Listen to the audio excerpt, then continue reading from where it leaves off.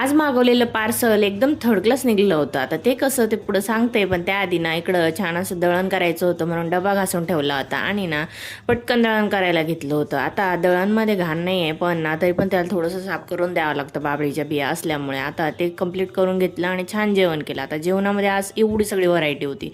रात्रीची पुरणपोळी पडलेली होती, मग ती पण आज खाऊनच घेतली. आणि दुपारी आलं होतं माझं पार्सल, ज्यासाठी मी खूप जास्त एक्सायटेड होते. आता ते पार्सल कशासाठी होतं, तर या रंगलेल्या भिंतींना साफ करण्यासाठी. आता तुम्ही बऱ्याच व्हिडिओमध्ये हा स्पंज बघितला असेल, जो भिंतीवरचे पेनाचे डाग आणि चिकटाचे डाग ते सगळं काढून टाकतं. आता मी साफ करायला घेतलं तर एक पण डाग रिमूव्ह झाला नाही आणि इथेच माझा पोपट झाला. म्हटलं भिंती मस्त साफ करून देऊ, पण नाही, भिंती काही साफ झाल्या नाही. पण बोर्ड आणि फ्रीज एकदम क्लीन निघाला होता. त्याने दिसूच शकतं तुम्हाला किती व्हाईट निघाला होता.